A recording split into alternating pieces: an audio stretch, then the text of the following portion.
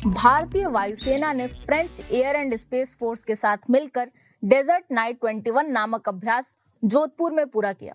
इस अभ्यास में दोनों देशों की ओर से रफाल विमानों का उपयोग किया था और भारत की ओर से मिराज 2000 और सुखोई 30 MKI का भी उपयोग किया गया था।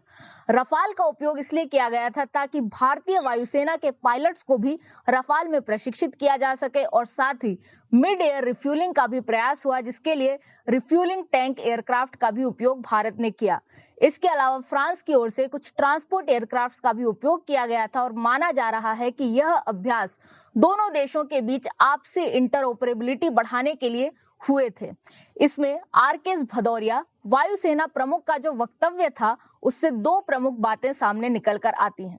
सबसे पहली बात कि भारतीय वायुसेना डीआरडीओ के साथ मिलकर 5वीं पीढ़ी के लड़ाकू विमान विकसित करने पर काम कर रही है और इतना ही नहीं, इन 5वीं पीढ़ी के लड़ाकू विमानों में 6th जनरेशन के लड़ाकू विमानों की भी कुछ विशेषताओं को जोड़ा जाएगा। ऐसा इसलिए किया जा रहा है क्योंकि भारत अपनी ओर से 5वीं पीढ़ी के लड़ाकू विमान लाने में पीछे हो चुका है और तकनीक आगे बढ़ चुकी है। ऐसे में आवश्यकता है कि 6ठी जनरेशन की कुछ सेंसर, इलेक्ट्रॉनिक कम्युनिकेशन जैसी विशेषताएं 5वीं पीढ़ी के लड़ाकू विमानों में ही जोड़ दी जाएं। दूसरी बात जो आई वह यह है कि 114 मल्टी रोल एयरक्राफ्ट जो कि लड़ाकू विमान होंगे, उन्हें खरीदने की भारत तैयारी कर रहा है और इसमें रफाल की दावेदारी भी प्रमुख मानी जा रही है। अभी तक भारत ने 36 रफाल एयरक्राफ्ट का अनुबंध किया है और इस बयान के बाद हो सकता है कि रफाल की संख्या को भी बढ़ाया जाए। और इसके अलावा मैं पिछले कुछ हफ्ते में जो भारतीय वायुसेना ने किया है विमानों की खरीद के लिए, उस पर बात करती हूँ। 83 LCA तेजस की खरीद के लिए मोदी सरकार ने स्वीकृति दे दी है और इसके लिए लगभग 48,000 करोड़ का बजट पास किया गया है। इसमें 10 LCA तेजस मार्क 1 खरीदे जाएंगे और 73 तेजस मार्क 1A खरीदे जाएंगे। देखा जाए तो मार्क 1 की तुलना में मार्क 1A का मूल्य 5 गुना है और साथ ही इतना ही नहीं, इसमें कुछ विशेषताएं भी ऐसी हैं जो इसे बेहतर बनाती है मार्क 1 से। इसीलिए ही शायद सरकार ने 73 मार्क 1A खरीदने की बात की है। सबसे पहली विशेषता यह है कि इसमें इलेक्ट्रॉनिकली स्कैन्ड एरे रडार है। यह बेहतर होता है मैनुअली स्कैन्ड एरे रडार से, क्योंकि यह उस समय भी काम कर सकता है जब जैमिंग हो, यानी जैमिंग के प्रति इसकी बेहतर रेजिस्टेंस होती है। और साथ ही ये जो रडार है वह इजराइल से लिया गया है जिसका नाम एल्टा है। इससे पहले मार्क 1 में जो रडार था वह भी एल्टा था, लेकिन वह मैनुअल था और वह भी इजराइल का था। इस रडार के उपयोग से एक समस्या यह हो सकती है कि अब तेजस में मेट्योर मिसाइल का उपयोग नहीं किया जा सकता, क्योंकि मेट्योर मिसाइल निर्माता की एक शर्त थी कि जो रडार हो वो किसी यूरोपीय कंपनी का बना हो, तभी उस मिसाइल को लगाया जा सकता है। लेकिन अब जब हम इजराइल के एल्टा रडार का उपयोग कर रहे हैं तो यह नहीं हो सकेगा, लेकिन हमें बेहतर जैमिंग सुविधा मार्क 1 की तुलना में मिल सकेगी। दूसरी बात जो बेहतर है मार्क 1A में वह यह है कि इसमें मेंटेनेंस का काम कम है।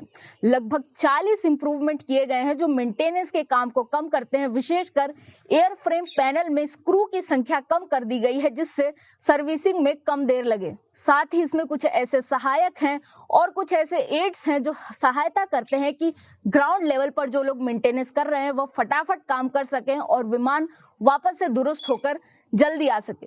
तीसरी विशेषता जो इसकी है वह है मिड एयर रिफ्यूलिंग।